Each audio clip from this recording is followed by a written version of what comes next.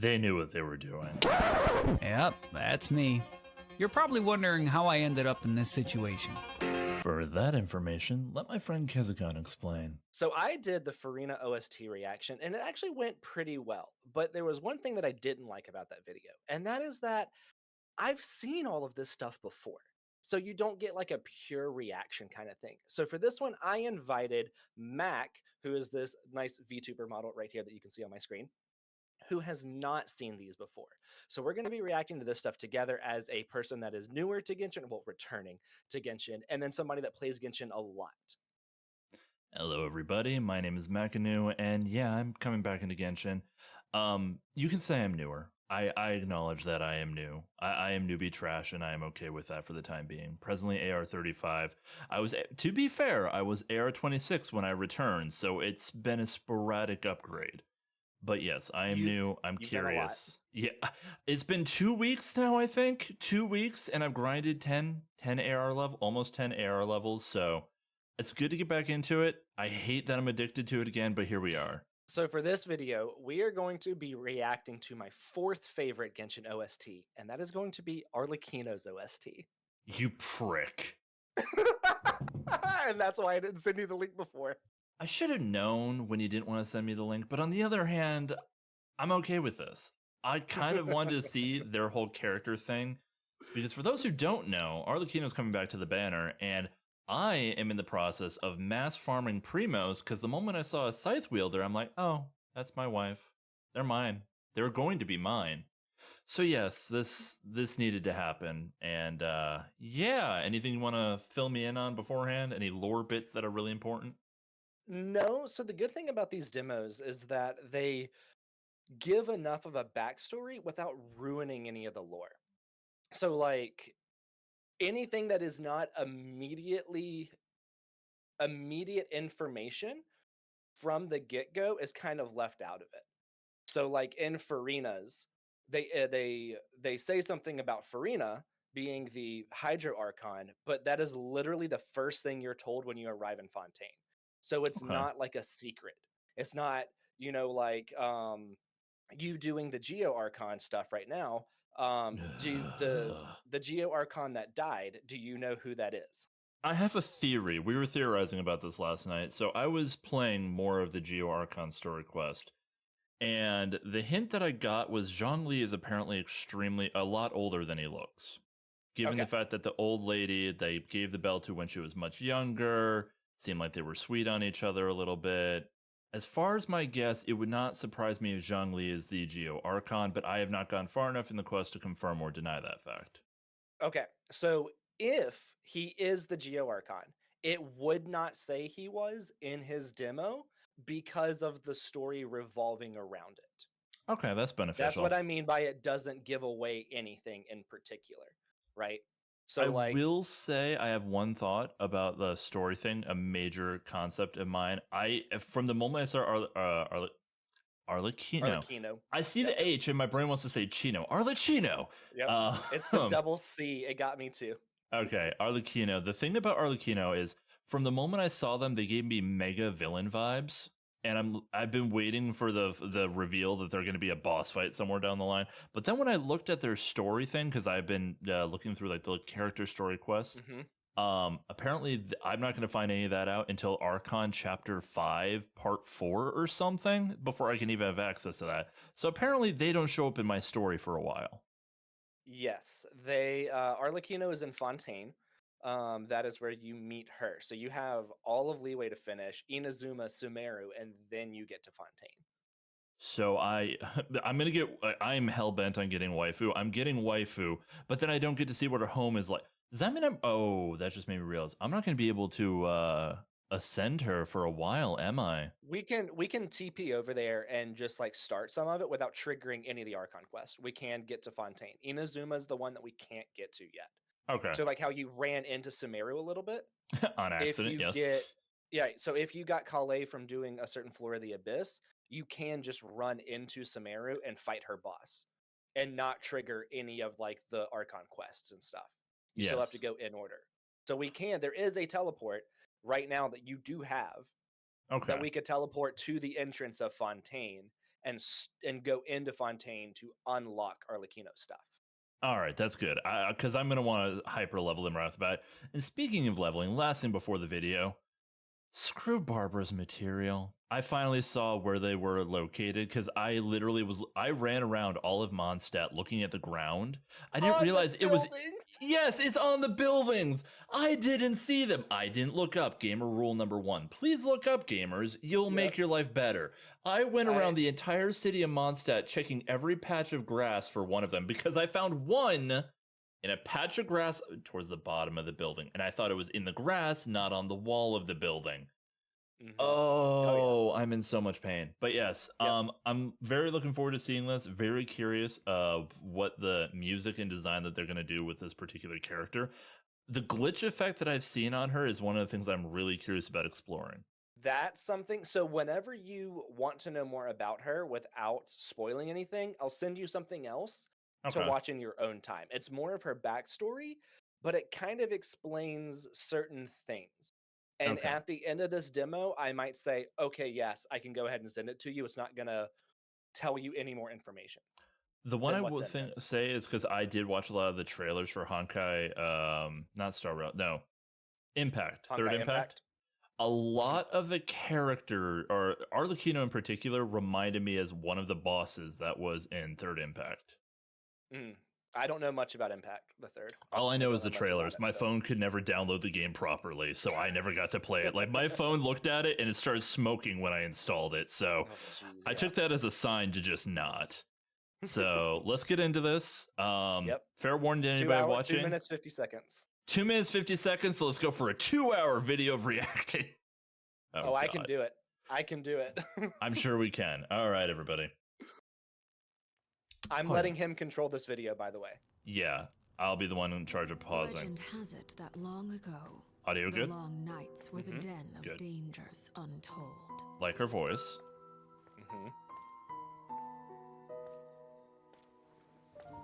The children would huddle at home and light the hearth, awaiting the adults' return.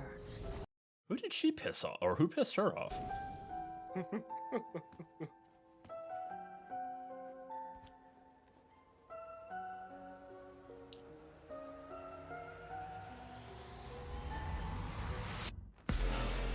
Oh, immediate moment here. We'll back up a second. The mellow piano to the dubstep drop. Beautiful. As somebody who has been listening to electrical music for a while, that I love that effect. Yeah, no, that is fantastic. We'll go back 5 seconds. I know I can do that with the keyboard. Come on. Fine, we'll do this. My keyboard's not cooperating with me. The eyes, the throne.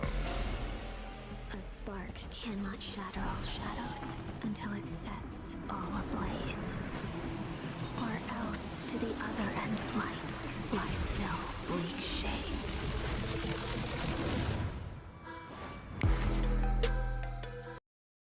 They knew what they were doing.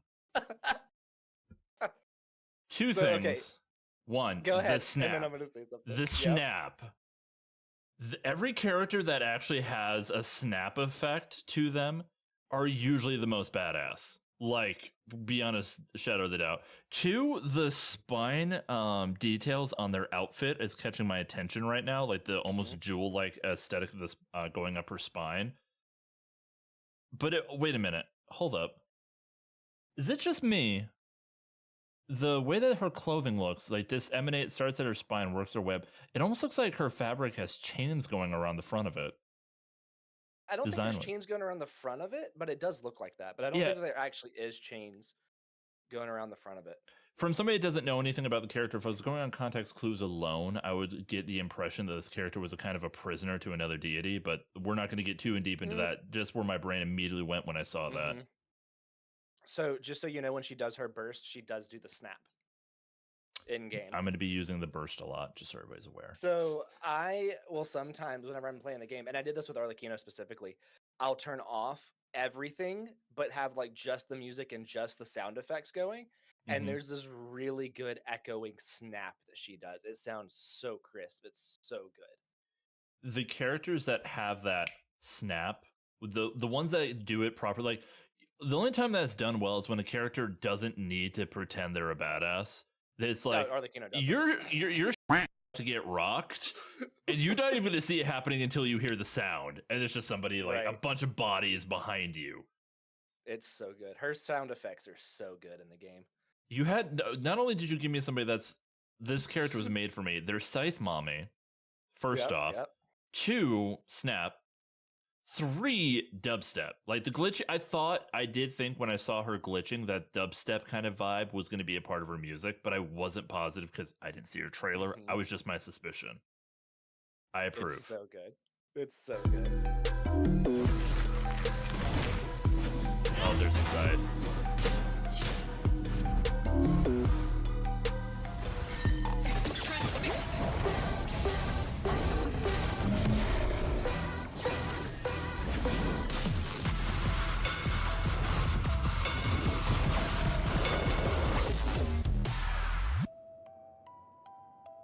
So, small moment. I haven't seen her combat very much, but I want to point out the way that she uses scythes. There are many different combat styles with scythe, and you wouldn't think there would be able to, but the way that she uses it, the one-handed style in particular, not only reminds me of Ruby, but kind of reminds me of a scythe wielder from a different franchise. Actually, no. It reminds me of back in the day where my name comes from. Macanu comes from Dot Hack, and in the GU franchise, you had in the second game, you would attain the ability to use a Reaper scythe. And the combat styling with the after effects on each of your slashes was really like reminiscent of that. That weapon uses a system called Weapon Arts instead of like, bursts or something. And one of them was like Crescent Moon, which was a series of large, wide slashes, and each one had an after effect that would still damage the enemy for a second when they were caught in it. Okay, yeah. So yeah, that's kind of the vibe that I got right there, and that just made me happy. So the reason why she's also using it like that is she uses a pole arm. Like that's her actual normal weapon. Yeah, I didn't think there If was a you side have- subclass in the game.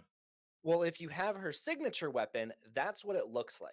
If you don't have her signature weapon, there's like an imposed scythe blade aura kind of on it. Okay. So like she will make any pole arm kind of look like a scythe, but if you want that scythe, only her signature weapon on her can look like that. You're going to be helping me get that, just so you're aware. So yeah, That and I won't will be a bad weapon banner to pull on actually, because if you lose, you'll get Clarins, you'll get Absolution, which is just a really good stack stick. Actually, it would be a really good stack stick for Kaching Okay. because Nice. it gets a ton of crit damage on it. Yeah, by the way, I just ascended, and now all the enemies go to level 71, 80-ish. And yeah, they're hitting pretty hard, and that's when I realized Barbara should probably be a little bit higher level than 40, and that's what led me on the mushroom hunt. Yep, that's where you start getting to the point of, oh crap, I need gotta more level heal. a bunch of people now. I need more Yes. heal. I'm doing good damage still. I can still nuke entire groups, but I need more heal. Yeah, oh yeah.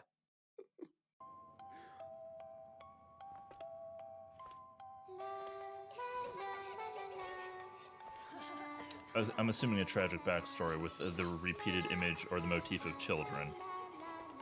Kind of. I mean, it is, but it's also the children matter. I'm assuming she's haunted by them to some extent. You're wrong on that one, actually.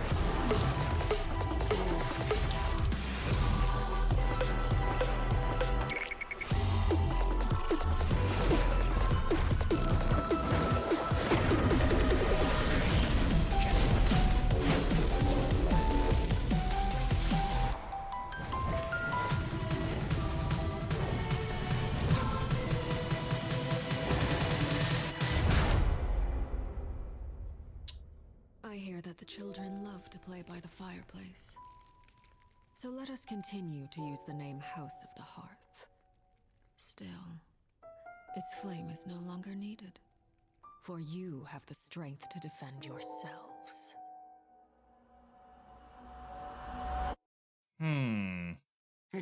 So my suspicion on the right off the bat, My suspicion with the whole children haunting her thing, my assumptions they're dead.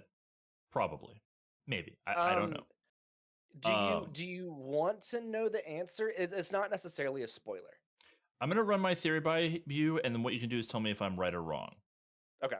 So, in that scene where they were portraying her character, when the children were singing to her, there wasn't a pleasant expression.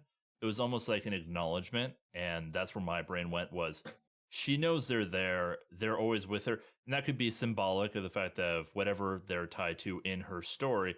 Wait a minute, does she run an orphanage? Yes. Okay. Okay. I should have pieced That that together. that is That's the House of the Hearth, is House an of the Hearth. orphanage, and they call her father. Remember when I first said that You kept calling Arlecchino you was a did I was about to say you did daddy? call her, yeah, you called her daddy for the record, everybody. I did. But that's why they call her daddy, is because her actual name to the children of House of the Hearth is father. Okay, that makes sense. Yeah, Yes. I But should piece yeah, that she together. does she does run an orphanage. The way the story was portrayed, it almost looked like their kids are either being threatened or at some point the orphanage gets burned. Just my theories. Don't Well, know if kind I of both. But wow, Fontaine's gonna suck. All well, right. so the children are from her past before she became father. Oh, so that's why she runs the orphanage for because of her past, probably to some extent. Correct. She was part of the House of the Hearth, and then something happened and she began to run the House of the Hearth. Okay. So I'm gonna say I want. Okay, this is something that this YouTube video is gonna portray for everybody. I am in the middle of my primo grind.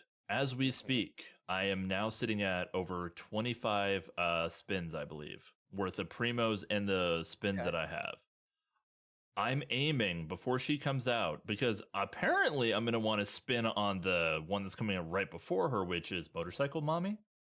Yeah, that's Malwika and Sitlali. Sitlali's the one that's on screen right now. Who's the one This that one. I'm getting her? I'm getting Sitlali.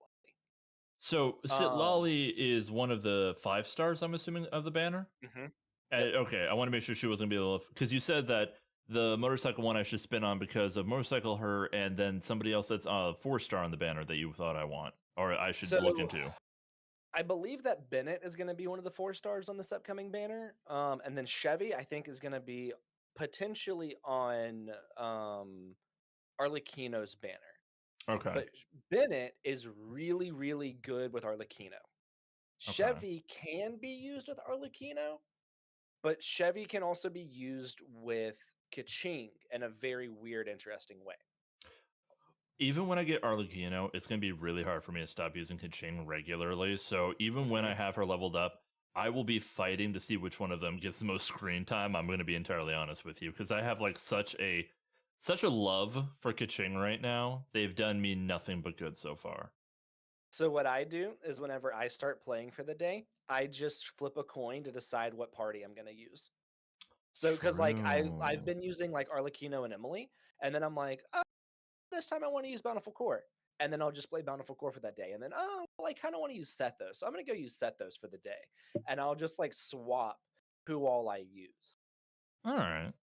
and just Yeah. kind of have fun that way, and just have multiple characters and teams already built, pre-built in like the parties, because you can have multiple parties built in your team selection, and you can just change party by party instead of character by character.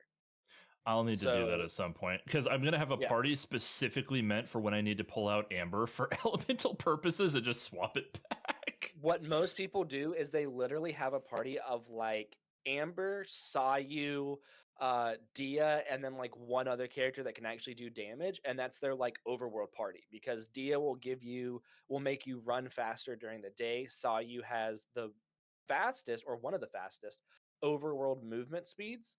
Hmm. Sometimes they'll throw like Lynette in there too, who you get for free, who has this weird kind of dash. But then they'll do that, or they'll have a party with like all of the elemental monuments in that area. Honestly, that'd probably be really smart for me because the number of times where you and I are in the middle of something, it's like, all right, got to pull Amber out. Just got to pull out somebody up. Got to pull out my Geo out.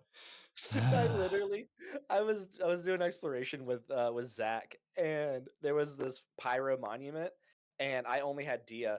Uh, That was the only pyro that I was using at the time. And I was like, dang it, like the skill's on cooldown. I can't use it to light the monument. He was like, just wait a second. So instead, I just hit her burst and punched the monument and used one hit from her burst. And he was like, did you really just use her burst to light a monument? And I was like, yeah, it's fine. I'll get the energy back in no time. If you made it to the end, thank you so much for watching. Please click one of these 2 videos, and if you'd be so kind, like and subscribe. Take care.